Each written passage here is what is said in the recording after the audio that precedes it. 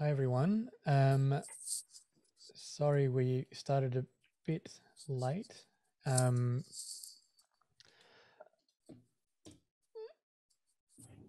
Everyone should be in the session now. So I wanted to introduce Michael Evans. After retiring from the Museum of Australian Democracy in 2020, he's now a PhD candidate at the University of Melbourne, working on his thesis, which is exploring the relationship between disasters and media in the 19th and the early 20th century Australia, seeking out the origins of our distinctive strengths and weaknesses in understanding current and future catastrophes.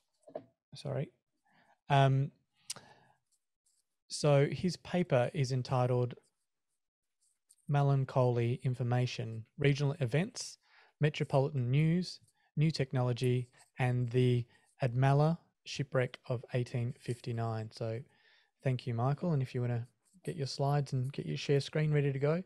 The session will go for about 20 minutes and then we'll have a chance for questions after that. Okay. Well, thank you, Mark, for that introduction. I'll start by acknowledging the traditional owners of the land from which I'm speaking, the Dja Wurrung, the Taungurung, and the Wurundjeri Woi-wurrung peoples on unceded country, now known as the Macedon Ranges in Victoria, and I pay respects to their elders past, present, and emerging. I should also alert you to the fact, probably obvious, that this presentation is about an event that involved death and injury. So if that's an issue for anyone, just to let you know that's what this is about. But today I want to share with you two stories about the wreck of the ship Admella in 1859. I'm interested in this event as an example of how colonial disaster imaginaries were formed and functioned, often or in part through occurrences like this shipwreck, which became something akin to news media events. I'll touch on that later at the end, but here I want to concentrate on the event occurring in a regional location that generated markedly different stories, news stories, in two metropolitan locations, Adelaide and Melbourne, and in which, in different ways, the regionality of the event was obscured. But first, I really want to set the scene. The Admella was an iron-hulled steamship built to carry passengers and freight between Melbourne and Adelaide. It entered service in 1858, regularly going between those two ports and calling on at smaller ports along the way, mainly Portland, Warrnambool and Port Fairy. On the morning of the 5th of August, 1859, the Admella left Adelaide bound for Melbourne, and on board were probably 113 passengers and crews. You can never be certain with 19th century shipping lists how many people were exactly on board. Often there were late arrivals, and the captain carried the only definitive list on the ship, which, if it was wrecked, wasn't much use to anybody. That night, the Admella sailed parallel to eastwards, parallel to the Coorong coast, and through fog in the early morning. Just before 5 a.m, the ship struck a reef known as the Carpenter Rocks, and at first the ship seemed to rest easily on the reef, allowing all on board to be mustered on deck, ready to be evacuated. But then, as the southerly swell repeatedly hit the ship, it keeled over and broke into three sections. After a period of chaos, those who remained alive found themselves on the stern of the ship, which was held steady by a cargo of copper. They had no boats, little food and water, and they were too low in the sea to be easily seen by passing ships. And they were about a mile from a shoreline that was pounded by really heavy surf. They'd stay there for a week in numbers that diminished daily. Now, the wreck site, the wreck occurred in a most difficult position. Not only was it far from the shore, it was, as you can see, there's the wreck, there's the Carpenter Carpenter Rocks, where the wreck occurred. Not only was it invisible from the sea, the coastline along against which it was closest to was not populated, not very strong, densely populated by European settlers. So the nearest point of contact was actually the Cape Northumberland Lighthouse.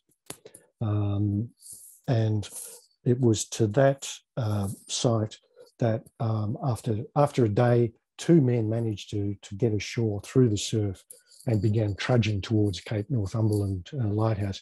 They got there about 12 hours later, and the lighthouse keeper, seeing how weak they were, decided the only way to get news out was to go to Mount Gambier, which is nearby, to the new telegraph line. He set off. He had to walk. His horse had died 3 months ago, and the government had failed to replace it. So he had to walk to the nearest property, where the owner was absent. So he mounted any horse he could get, which happened to be the wrong one. It hadn't been ridden for a couple of months. It threw him, and he was left stranded. But the owner of the property, accidentally by chance, found him, and the owner rode to Mount Gambier and took the message to Mount Gambier, and once there was able to send the news of the disaster to Adelaide. Using the intercolonial telegraph, which had just opened less than 9 months previously, and Melbourne was notified 2 hours after Adelaide. That's the route of the telegraph there. It only shows on this map going to Robe, but in fact it went to Adelaide. In Adelaide, and that's the post office and telegraph station at Mount Gambier at the time. In Adelaide, news of the survivors' predicament provoked a surge of emotion that disrupted normal life for the best part of the week. So all-consuming was the interest in the fate of those on board the wreck that even the parliamentary sitting was suspended until their fate was known. One of the members' sons was on the wreck, and that was a mark of respect to him too. They suspended Parliament. The Admella crisis also exposed the existing news media, newspapers, to a new and disruptive news source, the electric telegraph. News of the wreck first reached Adelaide via telegraph just after 3 p.m. on Monday, the 8th of August. The wreck had occurred at 5 a.m. on the Saturday. A second message was sent about an hour later, advising that police and others had left Mount Gambier for the wreck site. And a third message sent about 10 p.m. provided little more information, but confirmed that the telegraph office would stay open all night to send and receive any further information. In fact, it stayed open 24 hours a day for the next 6 or 7 days, conveying messages constantly. All of these messages were sent as public telegrams, which meant that their texts were displayed at outside the post office, outside the telegraph office. This is the central office in Adelaide. This is a slightly earlier photo when it was just the post office, but at the time, 1859, it was the main telegraph office in Adelaide.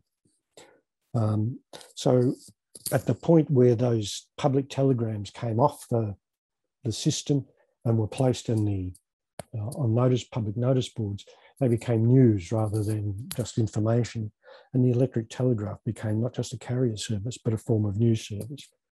It also, in a sense, served that function at Mount Gambier, which didn't have a newspaper at the time, and people, even police constables coming from having done a few days trip into the country, when they came back to Mount Gambier, would go to the telegraph office to pick up news.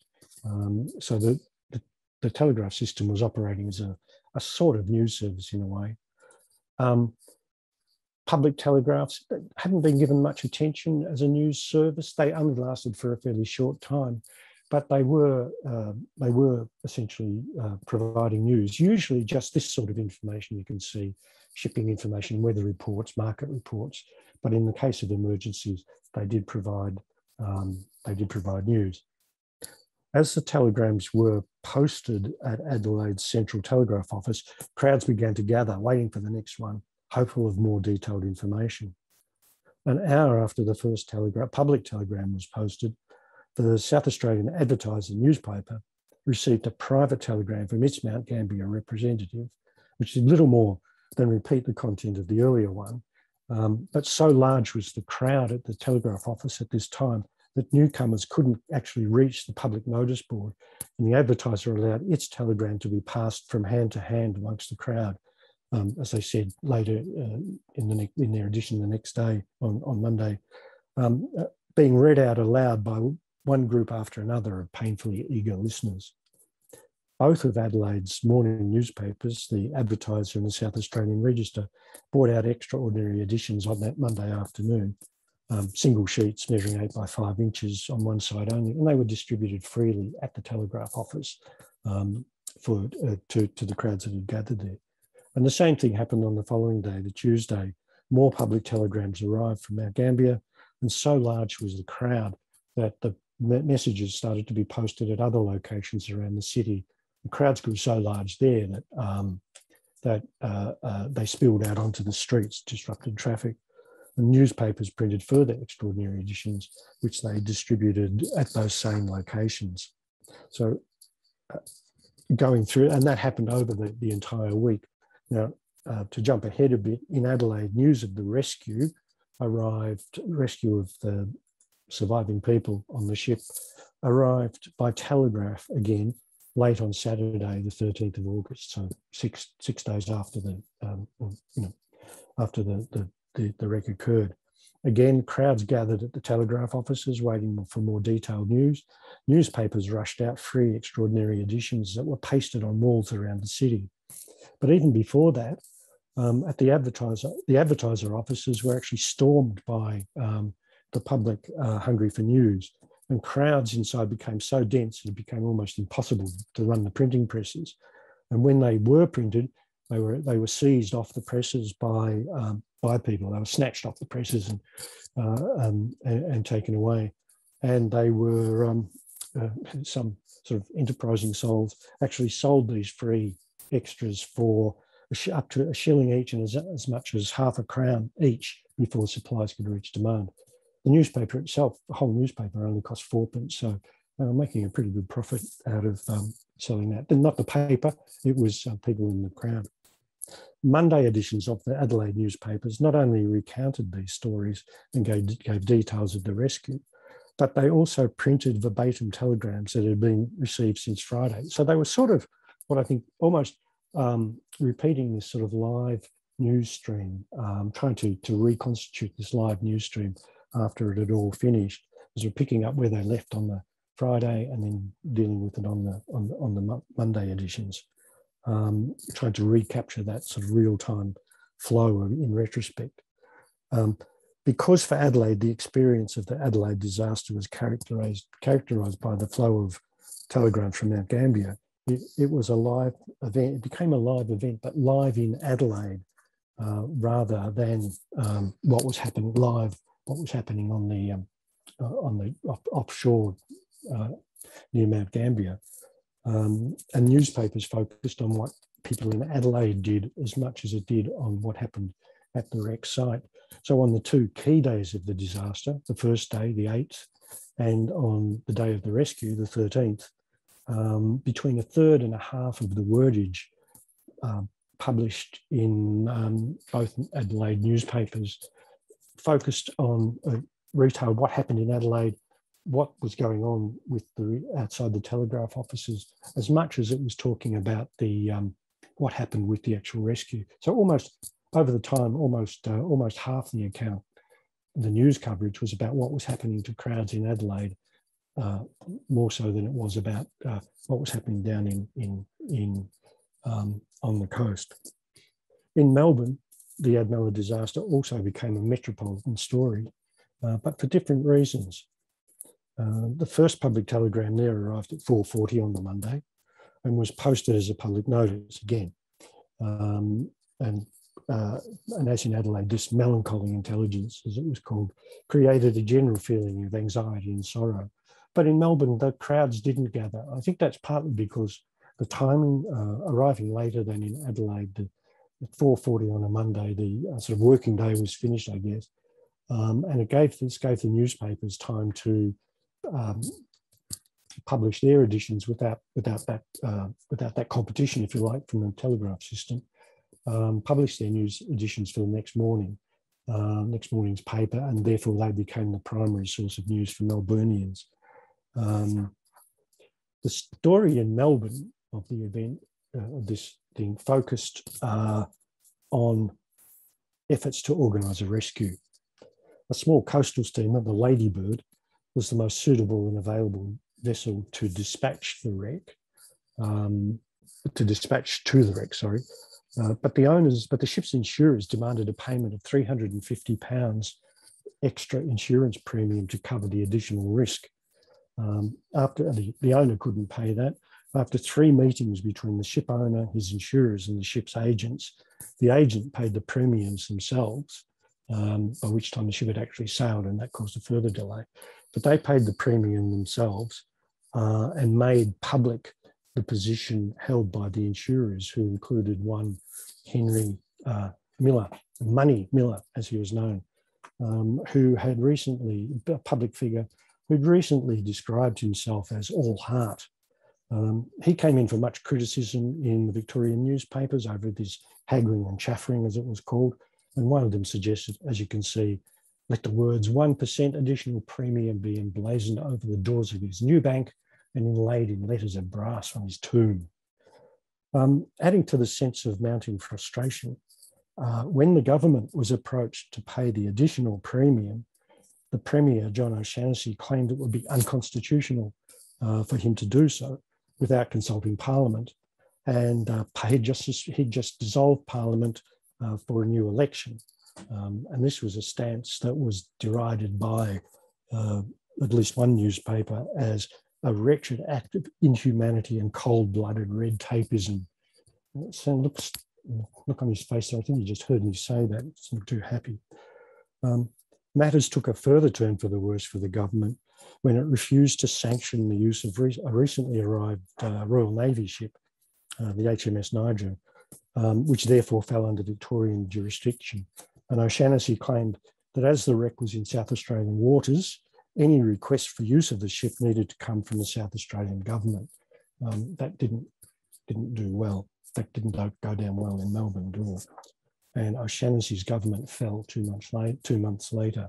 Those survivors remaining alive on the remains of the Admella were finally rescued on Saturday, the 13th of August. Of the probable 113 people on board the ship when she sailed, only 24 survived, 12 of the crew and 12 of the passengers. The Portland lifeboat, which had been loaded onto the Ladybird, was unshipped, approached the ship, managed to get the remaining 19 survivors. 4 by that time had managed to get to shore opposite the wreck. And the ferry took them back ferried them back to the Ladybird, which quickly headed towards Portland. The Ladybird arrived at Melbourne at about 1 p.m. on Wednesday, the 15th of August, without the survivors who'd been left at Portland to recuperate. The vessel and her crew were greeted at Queen's Wharf by a crowd of over 2,000 people. A deputation of 25 men boarded her amid wild cheering from the wharf, and the captain and crew were congratulated on their heroic feat. The deputation was made up of members of the Admella Relief and Rewards Committee that aimed to, naturally enough, reward the rescuers, assist the survivors in their recovery, and support families of those who had not survived, and to install a marble plaque in the Melbourne Exchange building commemorating the disaster and Victoria's contribution to the recovery effort. Prominent, and that's the plaque there, prominent among those organising the committee were James Henty, who was the owner of the ship, the Ladybird, and Henry Miller, indicating an effort to sort of restore their reputation and that of the colony. And just as an indication, the maximum payout that anyone received was £150. The average was about £50, and the plaque cost £200. And they also made medals and a couple of other things as well, published a book of the funds that they'd raised. So it was as much a publicity exercise as a relief exercise. So again, the Admella disaster had become a metropolitan story. So my story, my conclusion, is about the disaster as a media event. The particular circumstances of the Admella disaster enabled it to become, in effect, a very early example, I think, of a live media event. It was live in the sense that there was, due to the duration of the event and the availability of sort of relatively instantaneous telegraph messages, it was possible for the first time in Australia for a stream of news to be fed more or less as it happened to an audience. And this real-time experience was most prominent in Adelaide, as I've described, where it became newsworthy itself. So the liveness was almost the liveness in Adelaide as much as it was this flow of messages coming from Mount Gambier and from the wreck site. The wreck occurred in one place, but in a sense, the disaster as an event occurred where the news was received. In Melbourne, there was a further sort of offset to this real-time experience in that the typical format of newspaper reporting over the week was to essentially just repeat the messages, the telegram messages verbatim in one article, and then often in a separate one, sort of go into a bit more detail and particularly treat the ongoing sort of machinations with government. This occurred even in one case where, for some reason, an incorrect message was sent, an incorrect telegram was sent. And this is what appeared in The Age on that day, which is a series of telegrams, one of which says, just baldly, everyone's been taken off, they've been rescued. And then the next telegram came an hour later, goes on and talks about rescue efforts continuing. Readers would have only found 400 words into a 600 words article that message was incorrect, or had it mentioned or explained that it was incorrect. And there was never any explanation of who or why that message appeared. But really, so in a sense, was this disaster a media event? I think the original concept of a media event, as it came out by Katz and Diane back in 1992, had 8 characteristics of a media event. And it's worth noting, since that time, Katz in particular and others have sort of made those criteria more flexible and included disasters as potential media events, and many historians have treated historical events as media events. The 3 or 4 things that really define a media event, in a sense, that happens in real time. I think in a way you can say that here, given the constraints on technology at the time. It constitutes an interruption of everyday life. Well, I think that certainly happened both in Adelaide, Parliament suspended, crowds gathering, and in Melbourne too. And it certainly dominated the news media of that time. Viewed by a large audience, certainly was. This was the news story that really took over the entire system of news circulation for that period. And was it integrative of society, which is one of the other criteria. And I think this is the most important one, because it marks the point where news can start to enter, the story that's created around it, and what's reported and how it's reported. It becomes affordable to an emerging disaster imaginary in Australia. By treating another minute, sorry, yep, Michael. I'm about 30 seconds before finishing. By treating as central the participants in the mediated representations of the occurrence, the regionality of the experience was obscured by the media event. And that regional experience would have to be recovered in different forms and different forms of representation in the region. But that's another story. So that's where I end. So thank you. Thanks, Michael. If anyone wants to grab your details, if there are any questions or anything, if you want to turn your cameras on and turn your mics on, and we can ask. We've got probably enough time for a couple of quick questions if anyone has any. Hi, Michael. Why, if the media event was in Adelaide, did the help? I've got theories, but do you have any actual knowledge as to why, if the media event was in Adelaide, the help came from the Victorian side? It's very close to equidistant between the two cities. It was just circumstances. There were 3 or 4 ships in Adelaide that were immediately identified as, yes, we can send these, but they were all unavailable. One was having its engines replaced. Another was, I think, also under repair or something. It was actually the only one that could be got off, and it arrived eventually. The only one that could be got off was was owned by this, had the same agents as the Ladybird. And when they realised they couldn't get the Havilah, their ship, from Adelaide around to the Coorong in time, they telegraphed Melbourne and said, "Quick, get the Ladybird going." And that's when that story started. So it was just a circumstance of availability of shipping at the time. And the countryside itself at that stage was long before the drainage schemes, so it would have been very, very empty. Mount Gambier would have been a very isolated town, wouldn't it? Yeah, I think it was isolated, and they kept sending people from Mount Gambier opposite to the shore, opposite the lake, and opposite the wreck, and it took 2 or 3 hours. And you can see, looking at the spacing of the telegrams that were sent from Mount Gambier, they're often 2 or 3 hours between them. So you couldn't, apart from the fact of the telegraph line, which was the way they were saved, you probably couldn't pick a worse place to get stranded like that. It was too far. It was far away from everywhere and without too many points of contact with European settlement. Thank you. We might have to wrap it up there. It's 2:45, and we just need to jump into the conference close quickly. We don't have the gap. So thank you, Michael. A very interesting presentation to finish off. I'll see you all in the conference close. Thank you. Thank you.